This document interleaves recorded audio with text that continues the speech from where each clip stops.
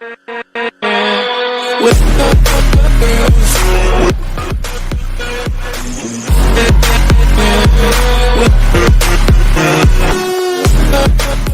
le bonjour les clowns, c'est Jérémia, j'espère que vous allez bien. On se trouve aujourd'hui pour une nouvelle vidéo, une nouvelle critique geek. Et cette fois, comme je l'avais dit dans mon épisode 7 d'Arkham Origins, ici, critique geek sur The Dark Knight Rises, sorti en 2012, réalisé par Christopher Nolan, troisième et dernier film de la trilogie Batman. Alors, résumé un petit peu du scénario. Les événements se passent 8 ans après ce qui s'est passé dans The Dark Knight. Batman a décidé de devenir responsable des meurtres que Harvey Dent a commis, afin que celui-ci garde le visage de la justice, donc le côté bien. Et du coup, voilà, donc Batman s'est barré, et il s'est passé quoi pendant ces 8 ans? Eh ben rien. Tout est rentré dans l'ordre, Harvey Dent est considéré comme un héros, et Batman comme le mal incarné. Et aussi, c'est que je tiens même à préciser que Bruce Wayne a rangé le costume, il a rangé son masque. Il ne sort plus en Batman, il a mis fin à sa carrière de justicier. Et aussi, autre truc, pourquoi est-ce qu'il a arrêté? C'est parce qu'il a vieilli. Voilà, beaucoup d'années se sont découlées depuis Batman Begins. Et du coup, Bruce Wayne, on voit qu'il a vieilli, qu'il ne tient plus debout, en fait. Donc voilà. Et donc, une nouvelle menace arrive à Gotham, en la personne de Bane, un mercenaire qui arrive avec une armée de soldats, qui a pour but de renverser l'ordre établi à Gotham et de semer le chaos. Mais évidemment, ce qui va pousser Bruce à renfiler le masque et la cape de Batman pour cette dernière aventure consacrée au Chevalier Noir. Voilà. Voilà un petit peu pour le scénario. Pour parler un peu du film, ma relation avec ce film-là, eh ben, je dois le dire que c'était un film que j'attendais beaucoup en fait. Parce que après avoir vu Batman Begins et The Dark Knight, que j'avais tous les deux adoré, j'étais vraiment hypé quand j'ai appris on allait avoir un troisième film de la trilogie Nolan.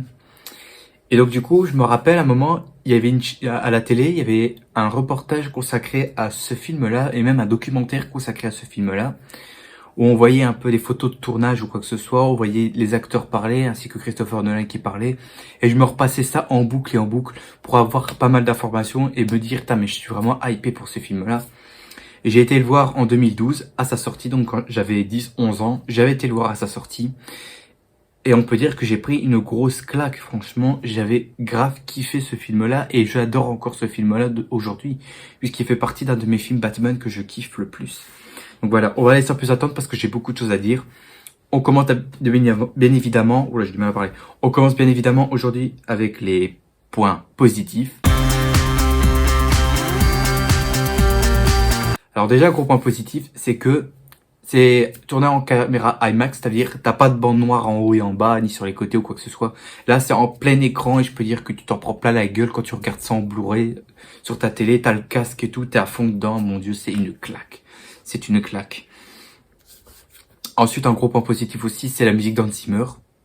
Toujours nickel au poil. Par exemple, il y a des thèmes qui m'ont plu, par exemple. Le thème de Bane, on a l'impression qu'il y a des grands chœurs d'église ou quoi que ce soit derrière. Genre, je sais pas si vous entendez le thème de Bane à un moment. On l'entend même au début du film, puis après on l'entend par-ci par-là dans le film là. Mais c'est des grosses... Genre, c'est une musique qui fout un peu les boules, mais que t'entends des grands chœurs d'église derrière, et ça, j'ai trouvé ça, mais génialissime. Pareil, le thème de Catwoman, c'est pas grand chose, mais c'est un thème qui est assez sympathique, et quand j'entends ce thème-là, ouais, ça me fait penser à Catwoman. C'est assez sympa comme thème. Bien évidemment aussi le thème de Batman qui ne change pas. Hans Zimmer, il a quasi repris tous les thèmes qu'il y a eu dans les films dans les deux films qu'il y avait avant. Donc ça change rien, mais la musique d'Hans Zimmer dans la trilogie Nolan, elle est toujours parfaite, elle est toujours nickel. Alors pareil, Batman qui est encore très bien ici, et encore une fois je vais encore dire un truc que j'avais déjà dit dans The Dark Knight et je m'en fous, je pose mes couilles. Le costume de Batman que moi j'adore, franchement, le costume je le trouve génial. Et en plus, un truc qui m'a beaucoup plu avec Batman là-dedans, c'est son retour que je trouve iconique. Vous savez, t'as une séquence où t'as Bane qui attaque la bourse et qui se barre en moto avec ses hommes de main en prenant des otages, et t'as Batman qui fait son grand retour sur sa moto. J'ai trouvé cette scène mais épique, génialissime. Après, t'as Batman qui échappe la police et tu vois une émeute, une grosse émeute de flics qui poursuit Batman. Et donc du coup, tu vois que des néons rouges et bleus qui circulent dans les rues. Je trouvais ça mais juste incroyable quoi. Là, la scène, elle est iconique, bordel de merde. Là, on voit Batman qui fait un retour mais juste incroyable quoi. Et ça, vous pouvez pas me le dire que ça c'était nul, hein. Franchement, son retour, je l'ai trouvé génialissime. Et cette scène-là, je la repasse environ 5 fois parce que je trouve que là-dedans, dans cette séquence-là, il y a quelque chose qui me fait qu'au quoi, là, c'est réussi. Le méchant, bien évidemment, après la fabuleuse interprétation d'Heath Ledger en Joker, ici, on a Bane, joué par Tom Hardy, qui joue à la perfection. Il a une prestance de malade, franchement. Chaque séquence que tu vois Bane, tu te dis direct que c'est vraiment un vrai bad guy, quoi. Son look, en plus, est génial et tout. C'est autre chose que le Bane classique qu'on a eu dans les comics avec ses gros tubes de venin, où c'est un catcheur qui est con comme une chaise. Là, on a un Bane qui te tient des discours, qui est intelligent, et que lui, il a su aussi déterminer, il a su aussi trouver que Bruce Wayne et Batman ne font qu'une seule et même personne. Ça, j'ai trouvé ça juste une idée, mais juste incroyable, franchement. Et pareil, je reviens à la suite. Le premier combat entre Batman et Bane qui se situe dans les égouts, là, elle est très cool, franchement, bien chorégraphiée et tout ça. Et au moins là, c'est respecté aussi qu'au quoi Bane défonce Batman lors de leur première rencontre. Ça, c'est respecté, honnêtement. Et ça, c'est une référence au comics Nightfall, hein. Je n'ai pas lu, mais je connais la fameuse, comment dire, le fameux art qu'on voit Bane qui pète le dos à Batman comme ça dans la Batcave. Ça, c'est juste génial. Le premier combat contre Batman et Bane était très cool. Le deuxième combat qui se passe à la fin, également pareil. Le combat est juste génialissime. On voit que c'est chorégraphié et tout ça. C'est juste parfait, honnêtement. Et bien évidemment, le deuxième combat qui se sollicite qu'à la victoire de Batman, bien évidemment. Voilà, j'ai rien à dire. J'ai rien à dire. Bien évidemment aussi, t'as des scènes, des séquences là-dedans qui te tiennent en haleine, mais que je trouve mais génialissime. Par exemple, la séquence que j'ai kiffé aussi, il y a beaucoup de séquences que j'ai kiffé, mais déjà la première, c'est dans le stade. Vous savez, quand Bane détruit le stade, genre il active les bombes, ça détruit le terrain de stade, ça tue aussi la cabine où il y avait le maire, et puis tu as Bane qui arrive avec tous ces hommes qui pointent leurs armes sur sur les civils. Et tu vois Bane qui prend un micro et qui dit qu'au quoi Gotham est maintenant en ma possession. Une bombe va être activée et quiconque tente de s'enfuir, la bombe explosera. Et ça, je trouvais ça juste génialissime. Autre séquence, c'est quand Bane libère les prisonniers de Blackgate, quand il dit qu'au quoi que les riches vont payer et tout ça. Quand il dit et quand même là-dedans, j'aime bien cette séquence-là quand il révèle la vérité sur Harvey Dent, puisque à un moment donné, il avait chopé Gordon, il a chopé un document qu'il était censé lire, et hop, Bane lit ce que Gordon avait prévu de dire, et hop, maintenant tout Gotham sait qu'au quoi Batman n'était pas responsable de la mort de Harvey Dent, qu'il a sauvé le fils de Jim, et qu'il a décidé de prendre tous les crimes de Harvey et les mettre sur son dos. Ça, je trouvais ça juste génialissime. Et ça, j'aime bien ce moment-là où c'est pas le héros, c'est pas un allié du héros qui le dit, c'est un méchant qui révèle la vérité. Et que là-dedans, on voit qu'au quoi, Bane a révélé la vérité sur Harvey Dent, qu'au quoi c'était un criminel. Et pareil aussi, la séquence qu'on voit juste après qu'il libère les prisonniers, qu'au quoi t'as les prisonniers qui revêtent les tenues des hommes de Bane et qui saccagent Gotham au plus haut point. On voit un moment qu'ils arrivent dans son appart et qu'ils commencent à tout péter, à tout dévaliser. Ils commencent à traîner les gens dans les escaliers et tout ça. Là, tu vois que c'est le chaos absolu. C'est le chaos total dans Gotham. Ensuite, qu'est-ce qu'on a d'autre? Batman qui revient une deuxième fois également, mais qui fait flamber un symbole sur le pont aussi, iconisation du personnage et réussite également. La course-poursuite qu'on a à la fin avec Batman et Catwoman qui essaient de rattraper le camion qui contient la bombe. Très bien aussi, franchement. Je pense que là, en plus, comme je l'ai dit, non, en fait, je l'ai pas dit. J'ai 2 fois le film, en fait. Je l'ai une fois en DVD, et 2 fois en Blu-ray, donc je l'ai 3 fois. Et quand je l'ai en Blu-ray, je me repasse les edits de scène, donc les bonus. Et je vois qu'au quoi ils ont beaucoup galéré à tourner cette séquence de course-poursuite qui a pris beaucoup de temps. En même temps, je comprends. Quand tu conduis des Tumblr et Batman dans sa Batwing, je peux comprendre que là, c'est compliqué de tourner ça et de réussir ça en un seul coup. Donc voilà, tu vois, il y a beaucoup de séquences dans ce film-là qui sont juste géniales. Et là, j'en reviens aussi pour Catwoman, jouée par Anna Hathaway, qui franchement, le personnage est très bien respecté, franchement. Selina Kyle, hein, qui vit dans les bas quartiers de Gotham avec sa copine. Je crois que c'est Holly, je crois. Donc ça fait référence au Batman année 1, Batman Year One. Et aussi son costume que je trouve assez classe. Mais quand je dis costume, c'est juste sa tenue en cuir. Au niveau gestuel et tout ça, c'est bien. Mais par contre, dans sa tenue, il y aura un point positif, un point négatif, pardon, que je vais en parler juste après. Aussi, Jim Gordon, hein, joué par Gary Oldman, toujours nickel. Et je pense que c'est franchement le Jim Gordon qu'on a eu qui est le meilleur pour moi. C'est le meilleur Jim Gordon que j'ai vu, franchement. Un autre personnage, un nouveau personnage qui arrive ici, qui est John Blake, joué par Joseph Gordon-Levitt, qui est franchement très sympathique, honnêtement. Et que lui, il sait direct que Bruce Wayne est Batman. Ça, je trouvais ça très bien. Malgré qu'on l'a pas vu dans les autres films, et ça, j'aurais bien aimé. Hein. J'aurais bien que, genre, au lieu qu'il raconte, qu'il nous met des flashbacks, qu'on le voit en tant que môme, et qu'après il voit Bruce Wayne, et qu'après un moment il voit Batman. J'aurais voulu qu'il y ait des petits flashbacks comme ça. Après, ça allait emmerder les gens, certes, mais c'est que mon avis, hein, je donne que mon avis. Et le petit truc qui j'ai bien aimé avec ce John Blake, c'est à le twist final où on te révèle à la fin qu'il y avait un deuxième nom, et son deuxième nom c'était quoi? Robin. Donc dans ce film-là, John Blake était considéré comme un Robin, mais ça personne ne le savait. C'est juste le twist final que t'apprends ça, qu'en fait c'était considéré comme un Robin. Et qu'après, à la fin, il trouve la Batcave et on supposerait que il soit devenu soit un nouveau Batman, soit Robin ou Nightwing, on ne sait pas en fait. Et je pense qu'on ne le saura jamais, hein, vu que c'était le dernier film, et qu'on ne le verra sans doute pas. Ensuite, on a aussi Alfred, joué par Michael Caine, qui est toujours génialissime, très attachant cet Alfred-là. On s'attache beaucoup à cet Alfred-là. Je crois que c'est le Alfred le plus humain qu'on a vu, franchement. On voit que c'est le grand papy adoptif de Bruce. On voit qu'il se prend soin de lui ou quoi que ce soit. Alfred, toujours nickel, franchement. Dans les 3 films, Alfred respecté, franchement, il n'y a rien à dire là-dessus. Quand j'en parlais des scènes ou quoi, avec tout ce qu'on voit, est-ce que Ben il faisait tout ça, eh ben ce que je vais vous dire là au moins t'as ça dans un film de super-héros. Tu as des civils en danger et on te les montre en fait. Et ça, je trouve ça mais juste incroyable franchement. Ça c'est le genre de choses qu'on voit, on voit des civils en danger. Hein, c'est pas comme les gars là à la concurrence chez Marvel hein, où c'est le monde des bisounours, c'est jamais personne en danger. Eh ben là, on voit des gens en danger.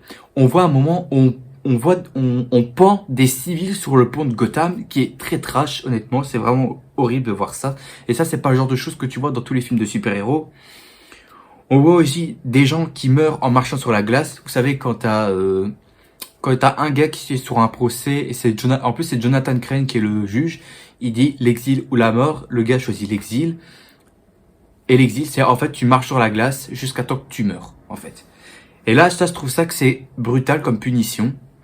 Tu marches sur la glace. En plus, c'est de l'eau, hein. C'est de l'eau qui est glacée. Tu marches dessus, imagine, tu tombes dedans, t'es congelé direct, t'es mort, hein. Tu t'en sors pas vivant.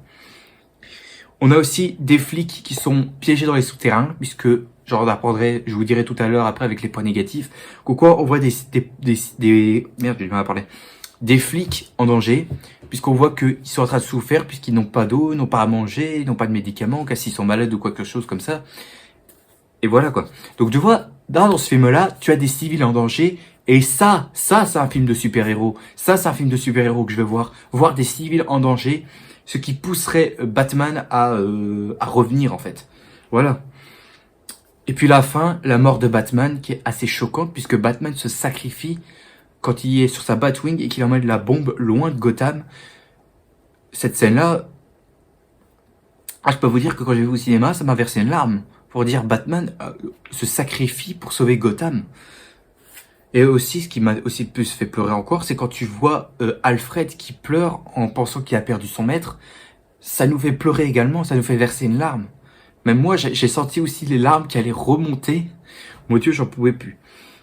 Et aussi un truc qui m'a beaucoup plu, et ça c'est franchement un très bon respect, c'est que t'as un plan où tu vois des gens autour de la statue de Batman et tu peux voir des yeux, un nez et un sourire. C'est là un hommage pour Heath Ledger en Joker, parce que de base, dans le premier script de The Dark Knight Rises, dans ce film-là, ça devait s'intéresser au procès du Joker, mais vu qu'Heath Ledger était mort, Christopher Nolan a dû changer son scénario. Et du coup, il a pris Bane parce que c'est un personnage qui n'a pas été bien traité au cinéma. Et voilà. Mais ça, je trouve ça très bien de nous mettre à la fin un petit hommage à Heath Ledger. Franchement, c'est une très bonne idée. Franchement, un gros GG. Maintenant, on va passer au point négatif où il y a quand même des choses à dire. Alors j'avais dit qu'au Alfred était très bon, mais le problème c'est que dans ce film-là, Alfred c'est un personnage là qui sait tout en fait. Il sait tout ce qui se passe. Il sait d'où vient Bane qui a été excommunié par la Ligue des Assassins, enfin a été excommunié par Ra's al Ghul de la Ligue des Assassins. Et donc voilà, ça c'est un problématique en fait. C'est qu'Alfred c'est lui qui a tout recherché, alors que normalement le meilleur détective du monde c'est pas Alfred, c'est Batman de base. Tu vois, il y a un petit souci c'est une facilité scénaristique. Un autre souci scénaristique, c'est que j'ai pas compris la séquence d'intro dans l'avion qui parle d'une transfusion de sang sur un scientifique. J'ai vraiment pas compris cette scène-là. Je vois vraiment pas c'était quoi l'intérêt de faire ça, à part de rendre la scène spectaculaire. Certes, la scène est magnifique. Je dis pas le contraire. La scène est spectaculaire, hein. Mais c'est juste que la transfusion de sang, j'ai pas compris c'était quoi le rapport en fait. J'ai pas compris pourquoi en fait. Pareil, je vais vous dire aussi qu'il y a des maladresses d'écriture, hein. Par exemple, à un moment, t'as Gordon qui envoie l'intégralité des flics dans les souterrains pour éliminer Bane. Et ça, je trouvais ça complètement débile, en fait. T'as Gordon qui demande tous les flics de se rendre dans les égouts. Et du coup, s'il se passe quelque chose en ville, t'as plus de flics, en fait. À part les quelques flics qui sont dans la ville, genre qui étaient en congé, genre ils étaient en vacances. Mais voilà, mais ça, j'ai trouvé ça complètement débile. Et aussi, le truc qui m'a dérangé, c'est qu'il se passe plusieurs mois entre le début et la fin du film, les flics sont coincés sous terre, en fait. Qui viennent nourrir, t'as d'autres flics qui viennent nourrir ces flics-là, en fait. Qui viennent leur apporter de l'eau, à manger, des médocs, du soutien psychologique et tout ça. Mais voilà, quoi. Et ça, c'est emmerdant, quoi. J'aurais aimé que, genre, t'as des flics qui essaient de chercher comment faire sortir ses collègues dans les souterrains, en fait. Mais là, en fait, non, ils se laissent faire et on fait rien, voilà. Aussi, t'as les prisonniers du désert. Tu sais, quand t'as Bruce Wayne qui est envoyé dans la prison de Bane, on voit qu'il y a d'autres prisonniers, mais que ils sont pas assez bien représentés en fait. Genre, c'est pas des images d'Auschwitz là où tu vois qu'ils ont souffert parce qu'ils sont hyper maigres et tout ça. Non, là t'as juste les mecs qui sont l'impression qu'ils sont en parfaite santé, juste parce qu'ils ont poussé la barre, parce que ça fait des années qu'ils sont coincés là-dedans. Et je sais pas, mais ils n'ont pas l'impression qu'ils sont en mauvais état en fait. J'ai pas l'impression qu'ils sont en mauvais état. J'aurais aimé voir des prisonniers genre qui sont malades, qui toussent, genre qui se mettent à cracher du sang et tout ça. J'aurais voulu voir quelque chose comme ça, mais au final, ça n'a pas été le cas. Le souci aussi que j'ai avec avec toute la séquence dans la prison, c'est que tu n'as aucun garde. Le lieu n'est pas gardé en fait. Parce que dans aucun moment dans ce film-là, on voit des gardes qui rapporteraient de la nourriture, rapporter de l'eau, du soin enfin des fournitures pour les détenus. Non, on n'a rien. Et en plus, j'aurais aimé voir des gardes qui surveillent les lieux. Comme ça aurait pu rajouter un peu de challenge à Bruce. Genre qui arrive à maîtriser les gardes sans sa tenue de Batman. J'aurais aimé voir ça. Que même sans son costume, Bruce, son arme est à l'intérieur de lui. C'est de ce qu'il sait en fait. Et ben le problème c'est que non, t'as pas de garde. C'est pour ça que Bruce arrive à s'enfuir du puits assez facilement en fait. Je reste d'ailleurs avec la scène là. La séquence où t'as Bruce qui s'évade du puits. C'est une séquence que j'ai trouvée génialissime, franchement, avec la musique d'Hans Zimmer, c'est Why Do We Fall, donc une phrase que Thomas Wayne dit à Bruce, pourquoi tombons-nous? Pour mieux apprendre à se relever. Et du coup, la séquence est très belle ici, et là, ça montre bien le héros se sort les doigts du cul, que là, Bruce redevient le Batman, genre le symbole et tout, puisqu'on a des chauves-souris qui volent dans le ciel. Ça donne un coup de pouce à Bruce pour redevenir Batman, et ça, c'est réussi.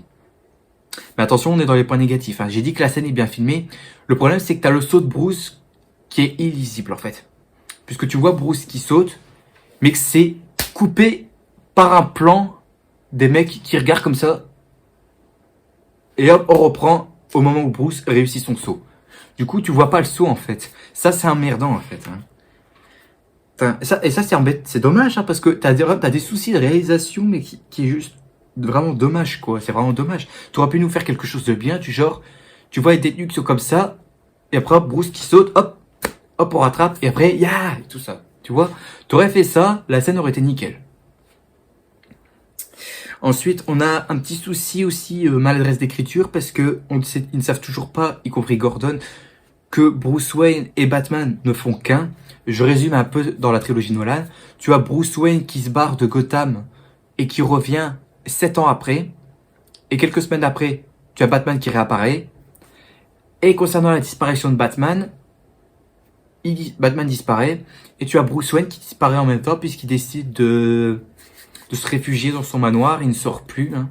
Donc c'est-à-dire que les soirées avec deux putes pour acheter des hôtels ultra chers, c'est terminé ça. Non. Il reste reclus dans son manoir. Et du coup, avec ça, il n'y en a pas un dans la ville qui s'est dit, bah tiens, voilà. C'est pour ça que j'aurais préféré voir un homme mystère là-dedans. Toi, l'homme mystère, j'aurais bien aimé qu'on aurait eu ça. Parce que de base, avant ce film-là, il y avait des rumeurs qu'on aurait eu un film avec l'homme mystère, qui serait soi-disant joué par DiCaprio. Ça aurait donné quelque chose de bien avec l'homme mystère. Tu sais, l'homme mystère qui tue, qui enlève des victimes, puis t'as des jeux et tout, des salles à la Jigsaw, quoi, où t'as des mécanismes et tout ça. T'aurais fait ça dans un film comme ça, Batman dans la saga Nolan, mais ça aurait été génial. Bah, au final, non, ça n'a pas été le cas. Enfin, c'est dommage, mais ça aurait été plus logique et intéressant en fin de compte. Mais au final, non, ça n'a pas été le cas. J'allais en revenir aussi sur Catwoman. J'avais dit que son costume était très classe, mais le petit souci qui m'emmerde avec son costume, c'est son masque de balle là que je n'aime pas trop en fait, et le coup de ses oreilles là, tu sais que quand elle met là, c'est des lunettes, elle a des lunettes thermiques, et quand elle les remet, ça fait des oreilles de chat. Je suis pas trop fan, on va dire. J'aurais voulu genre un costume félin en fait, hein. Genre avec un masque de chat, tu sais comme dans la Catwoman d'Arkham City ou d'Arkham Knight. T'aurais mis un costume pareil, ben, ça aurait été, c'était parfait. C'était parfait, mais non, c'est pas le cas. C'est pas le cas, ça c'était un petit peu emmerdant, mais bon, c'est un petit détail parmi tant d'autres, hein, mais vous aurez pu faire quelque chose de bien. En fait, j'ai comme l'impression que Catwoman, elle souffre du même problème que l'épouvantail, en fait. C'est-à-dire que qui sont trop réalistes, en fait. Genre, ça me dérangerait pas que pour Catwoman, t'avais un costume félin, un costume chat, et que pour l'épouvantail, t'as un costume, d'épouvantail, en fait. Voilà, c'est des petits trucs qui m'emmerdent un petit peu, hein, mais bon, c'est pas trop grave. On a aussi la Batwing qui fait son apparition là-dedans. Complètement dégueulasse, honnêtement. Je n'aime pas son look là. Je préfère de loin la Batwing qu'on a eu dans Arkham Origins. Hein. Donc si vous avez vu l'épisode précédent d'Arkham Origins, vous avez vu à quoi ressemble la Batwing. Je préfère cette Batwing là, mais cette Batwing là ne ressemble vraiment à rien. On dirait genre, tu sais, quand tu le vois au loin, on dirait une petite mouche en fait. Et ça m'emmerde un petit peu en fait. On dirait que la Batwing là, elle a l'apparence d'une mouche. Et c'est un petit peu dégueulasse honnêtement. Franchement, ils auraient fait quelque chose de bien quoi. Genre une Batwing assez classe ou quoi que ce soit, mais pas une grosse Batwing que tu vois dans Arkham Knight. Non, non, une petite Batwing que tu vois dans Origins, quoi. Ça aurait été génial, ou même dans Arkham Asylum. T'aurais fait ça, ça aurait été nickel. Bah non, c'est pas le cas, bah non. On a un look ainsi et ça m'emmerde. Aussi, j'ai un petit souci. Lorsque les flics sont libérés par Batman, on a l'affrontement entre les flics et l'armée de Bane. Mais le problème, c'est que cette scène j'ai un souci avec cette scène-là, c'est qu'elle n'est pas assez violente, en fait. Genre, quand même, t'as des flics, mais les adversaires qu'ils ont en face, c'est genre des mecs qui sont 20 fois plus armés qu'eux. Genre, c'est des mecs qui ont des fusils d'assaut et tout ça, genre, c'est l'armée, presque. Et ben, le problème, c'est que cette scène n'est pas assez violente parce que les mecs, on voit que t'as les flics qui commencent à courir vers eux, t'as des mecs qui leur tirent dessus avec leurs fusils d'assaut, et normalement t'as des mecs qui sont censés mourir et tomber et mourir quoi. Bon après ils ont pas le temps de recharger parce qu'ils se font abattre par les forces de la police et tout ça. Le problème c'est que ben voilà, je sais pas, quand t'es dans l'armée, quand t'es un pro d'un tireur d'élite, tu tires et tout ça, t'arrives à battre au moins je sais pas 20, 30 quelques flics comme ça. Et j'aurais aimé voir quelques flics qui tombent par vingtaine, trentaine, cinquantaine ou quelque chose comme ça. Mais là non, t'as l'impression que t'en as 3, 4 qui tombent. Alors que les autres en face, c'est des militaires, ils sont doués au tir, ils peuvent descendre n'importe qui, ils en descendent juste 3, 4. Ils sont si mauvais au tir les mecs là, parce que là, j'ai jamais vu un membre de l'armée tirer aussi mal sur des personnes. Et puis pour terminer, Talia Al Ghul, hein, donc Marion Cotillard, hein, enfin j'ai rien contre Marion Cotillard, je l'aime bien dans les films Taxi et tout ça. Mais Talia Al Ghul là-dedans, non, non. Elle ne sert à rien, franchement. Autant quand elle joue Miranda Tate, c'est simplement une simple personne normale. Mais en tant que Talia Al Ghul, elle sert à rien. Elle apparaît juste à la fin, puis elle fait une mort dégueulasse. Donc voilà, Talia, pour moi, elle n'a servi à rien là-dedans. Bref. Donc, conclusion.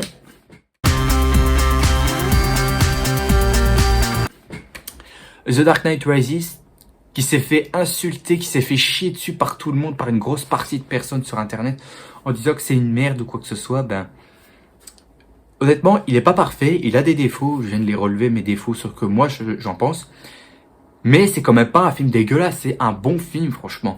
Tu peux regarder ça quand tu veux, en fait, quand tu regardes la trilogie Nolan, certes, c'est celle qui est le moins bon, c'est celle qui est moins fait correctement, mais ça reste un film agréable à regarder. Et moi, j'aime bien ce film-là. Et je le regrette pas du tout de l'avoir regardé. Je le regrette pas du tout d'avoir été le voir au cinéma. Franchement, c'est un bon film, franchement.